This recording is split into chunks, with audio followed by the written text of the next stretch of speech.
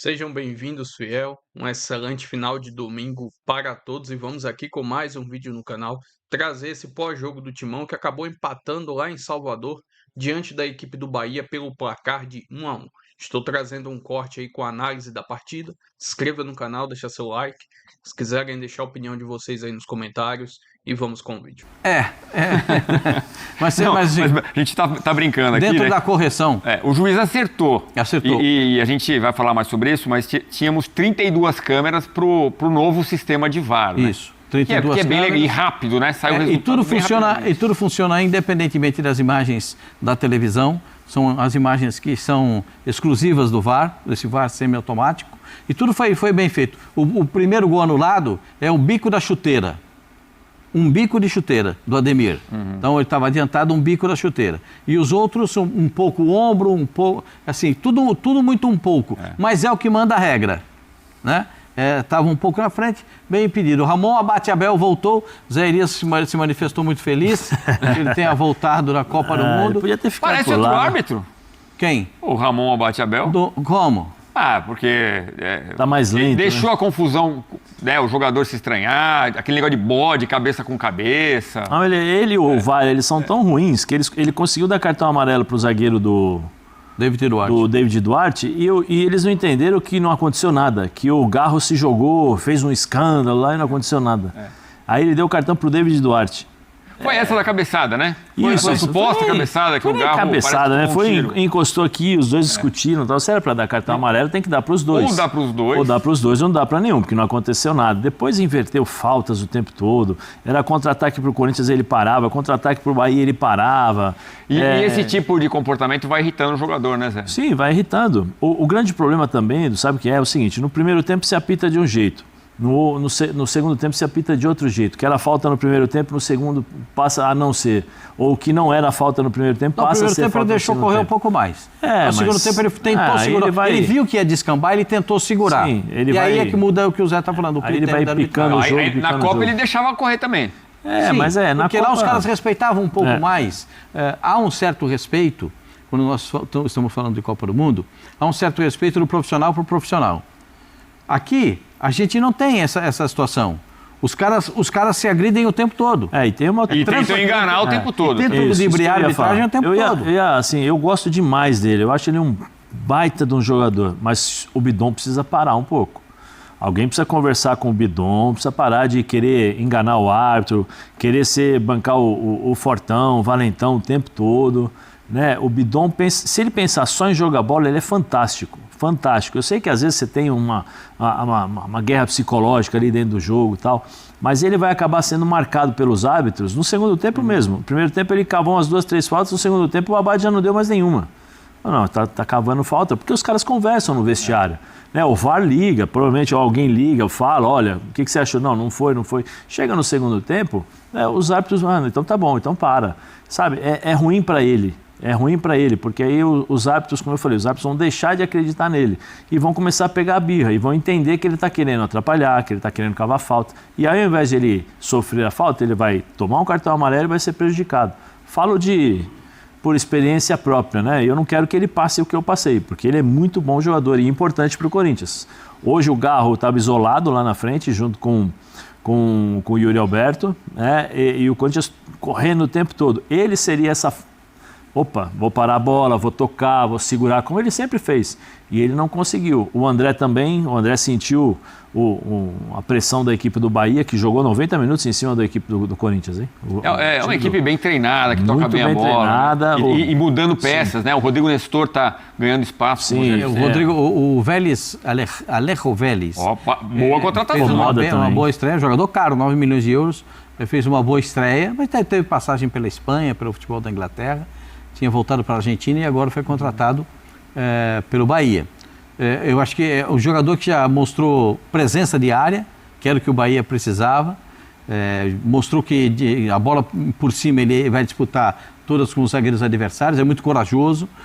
A primeira imagem dele foi boa para a torcida do Bahia, que estava pedindo mesmo a contratação de mais um atacante. E se a gente vê, se você traçar o jogo naquela régua da Copa do Mundo, sabe aquela regrinha de frequência? Você vai ver, a frequência azul no primeiro tempo dá quase 60%. No segundo tempo, de novo, 60 para cima. No primeiro tempo também, 60 para cima. O que significa isso? Que o Bahia teve mais disposição para abafar o time do Corinthians e dando espaço do jeito que o Corinthians gosta de jogar, que é a saída de bola com velocidade. Mas essa saída de bola não teve. Perfeito. O Corinthians não conseguiu fazer a transição do meio-campo como um ataque. Apesar de ter 2 jogadores na frente com possibilidade de contra-ataque a todo momento, não conseguiram jogar. Não conseguiram jogar. Bom, diante disso tudo, é um ótimo resultado para o Corinthians, né? Sim, sem dúvida alguma, porque não é fácil. Está tendo dificuldade fora de casa. Zé, antes de você falar, já que até o Pascoal deu a deixa para a gente, levantou, a gente corta. Pena que as meninas do vôlei não ganharam, né? Ficaram com o vice-campeonato. Mas se esforçaram muito, Tony. Parabéns, porque o jogo contra a Itália foi difícil. E aí parou contra a Turquia, fica com a medalha de prata a seleção brasileira. Mas eu aproveito o seu levantamento e vamos cortar para as estatísticas dessa partida na Arena Fonte Nova. Os números, posse de bola, Bahia com mais posse, como você vinha falando, 60% contra 40%. Finalizações 13-5. Aí tivemos um empate em finalizações no alvo, em 2, gols esperados 0,66, vantagem do Bahia também, ampla vantagem, 0,66, 0,17. Ações na área rival 19-7, 17 faltas cometidas pelo tricolor da Boa Terra, 18 pelo alvinegro paulista, 53 minutos de bola rolando de 105, né? É muito pouco. É, muito pouco e... eu ia falar sobre a questão do Corinthians, né? Quando eles jogam e são pressionados dessa forma, é muito importante você ter um centroavante que segure a bola.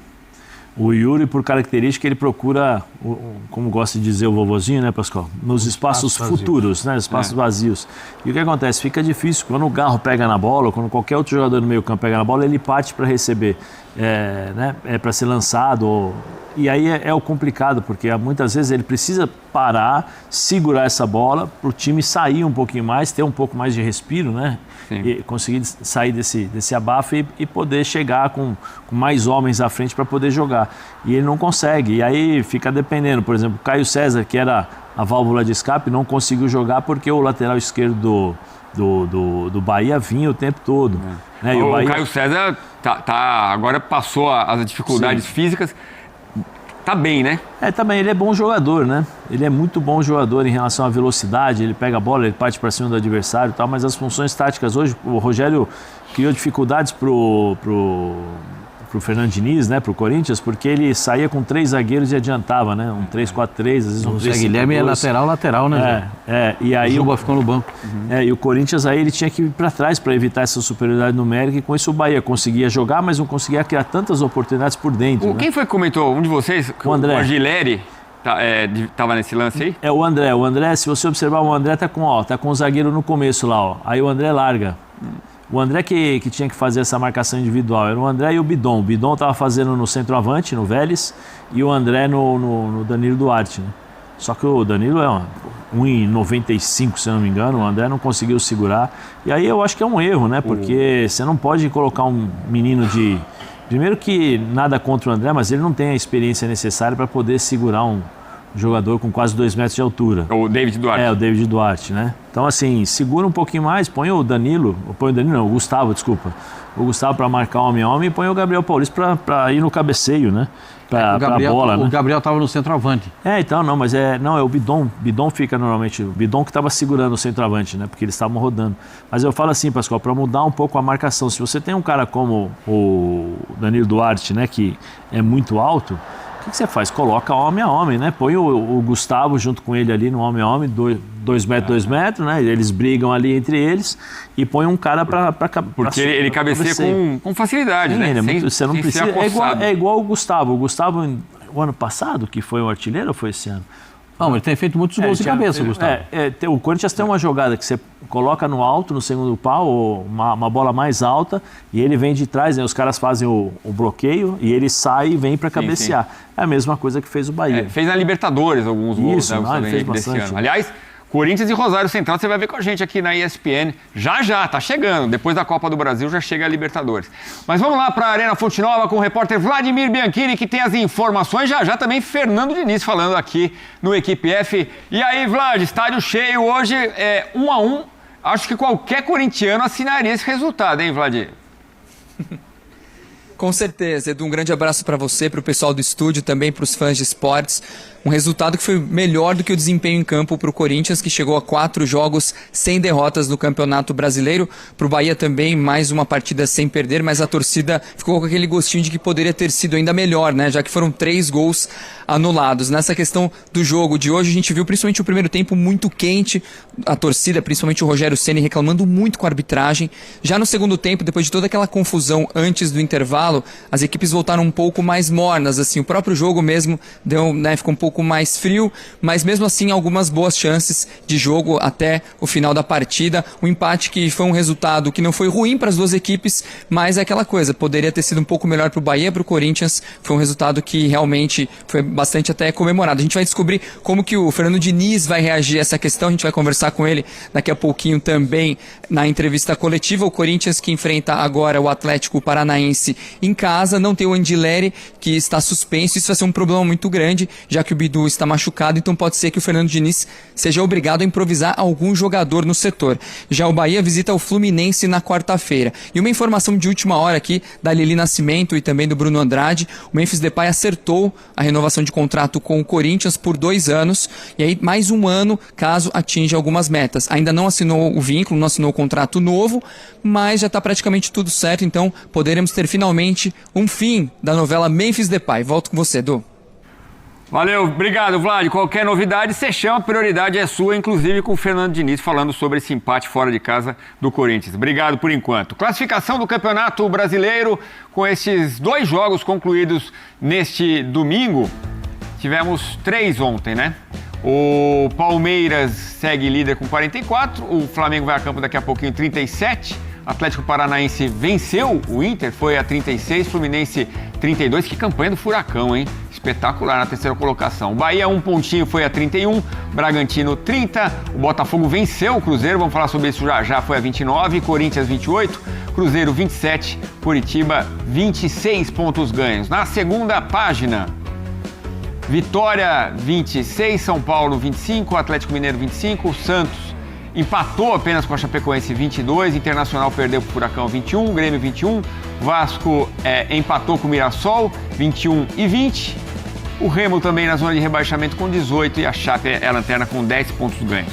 A gente vai falar do Memphis Depay já, desse acordo, mas eu só não queria deixar passar que a gente falou bastante do Ramon Abate-Abel, da permissividade, deixando os jogadores se estranharem em campo, pouquíssimo tempo de bola rolando no final das contas, né? Teve um momento no segundo tempo que o Hugo se joga, que é para ter a parada de hidratação, né? Que o Fernando Diniz chama todo mundo, que é um subterfúgio, que a gente sabe disso, que na Copa não acontecia, né? E eu tô falando isso porque as regras da Copa ajudaram a ter mais bola rolando, né? E agora, no dia 10 de agosto, a gente vai ter a reunião da CBF para resolver quais regras a gente vai implementar aqui. O Sérgio Garcia hoje assina um texto espetacular no Globo e ele fala, a gente tem que abraçar algumas dessas regras, não, né? Pode colocar todas. Pode colocar todas. Inclusive a do Inclusive do a da Boca. Inclusive a da Boca. Pode colocar todas. Me parece todas. que essa CBF não quer adotar. Não quer porque... Por quê, Pascoal? Eu também não sei. Bom, a gente faz o nosso apelo aqui, né? Publicamente também. Tem que deixar sem... Por que não? Evitar o preconceito, o racismo? Claro. Não. E outra, tira o que fala, tira a mão da boca. Não tem nenhum problema. Aí ajuda os jogadores a serem mais educados, né? Um pouquinho mais, né? Então não tem essa, não. Eu acho que se eu sou o presidente, falo assim, todas as regras que valeram na Copa do Mundo irão valer aqui no Brasil. Por que não pode? A minha pergunta é, por que não pode essa daqui no Brasil? Não pode. Por que não pode? Na Comebol a gente já sabe que não vai ser usado. É lógico, né? Comebol, você viu quem assistiu ao lado do presidente da Comebol todos os jogos da Argentina? Quem? O presidente da AFA. É normal. Qual é o país que mais tem... Nós temos mais episódios em relação aos preconceito, né, racial com o Brasil? É a Argentina. Né? Lógico que a Comebol não quer. Você acha que a Comebol vai ter coragem de punir? Não vai punir. Não vai punir. Então é muito mais fácil. Essa aqui nós excluímos. Quer dizer, o exemplo que você deu para o mundo inteiro, que foi a FIFA, que você não pode, aqui não. Aqui vamos tirar essa daí. Não vai mudar nada. A gente sabe que é malandragem do futebol, se jogar, e aí vai todo mundo receber a instrução. Isso na Copa não aconteceria, eu repito. Eu acho que a gente, como um programa de televisão, a gente tem a obrigação de se colocar, e a gente espera que a CBF abrace essas regras, porque isso ajudou na Copa do Mundo e pode ajudar o Brasileirão. Hoje poderia ter ajudado se o VAR tivesse uma intervenção um pouco mais ativa. No lance de cabeça contra cabeça, o VAR deixou por conta da arbitragem, já que deu cartão amarelo para um. O VAR deveria chamar e falar, você deu cartão amarelo, mas não teve nem toque na cabeça. A briga do final do primeiro tempo. Porque é todo mundo querendo enganar o árbitro o tempo todo também, né? A briga no final do primeiro tempo. Briga mesmo, porque teve briga no final do primeiro tempo. Não foi só discussão. Passou em branco, porque o Ramon Abate-Abel fez de conta que nem viu. Uma das confusões. Esse vai ser o lance da confusão, esse aí, ó. Dominou, aí vem lá, o Vélez pega a bola, sai jogando, vem um jogador do Corinthians ali. Aí o Ramon acaba o jogo. Aí acabou o jogo. Aí vai para todo mundo vai reclamar, enquanto isso tá dando confusão aqui. É o Caio César ali também, né? O Caio César põe a mão para trás assim, também não pegou, hein? Se pegou foi de raspão. E aí deu briga, deu confusão. E o Ramon Abate-Abel, ele tá vendo tudo, ele tá lá posicionado, ele tá vendo tudo. Ele tá vendo o que tá acontecendo.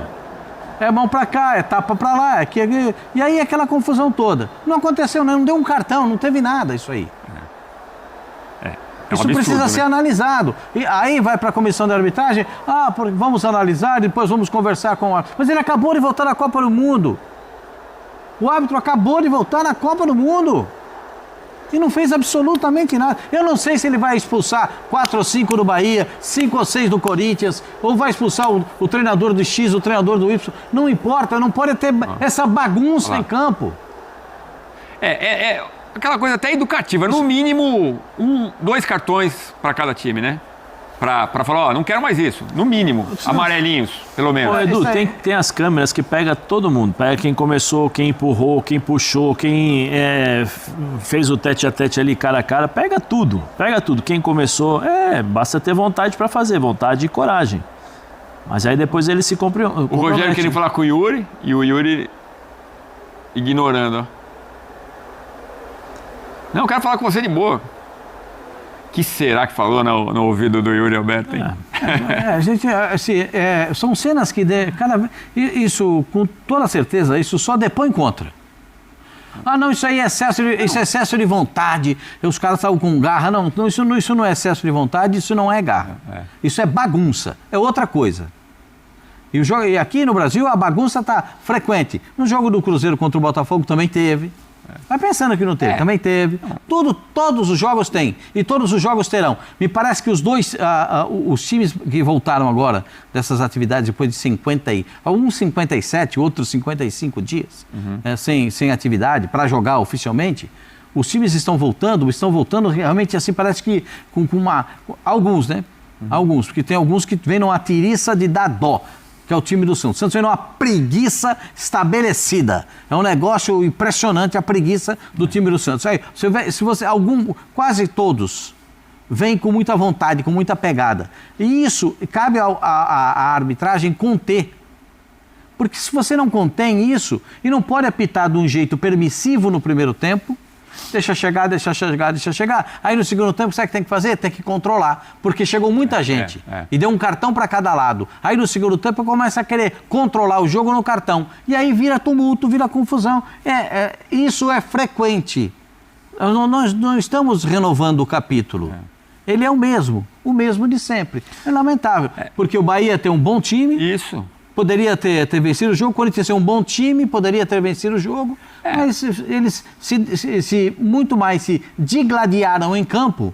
O jogo foi mais brigado do que jogado. E a expectativa era de um grande jogo, por 2 grandes treinadores. Brigando na mesma faixa de atuação, os 2 times querendo... Esse ano não tem uma vaga, tem uma vaga menos no Campeonato Brasileiro, né, porque tem o vice-campeão da Copa do Brasil fica com a outra vaga, então estão brigando por uma vaga de Libertadores.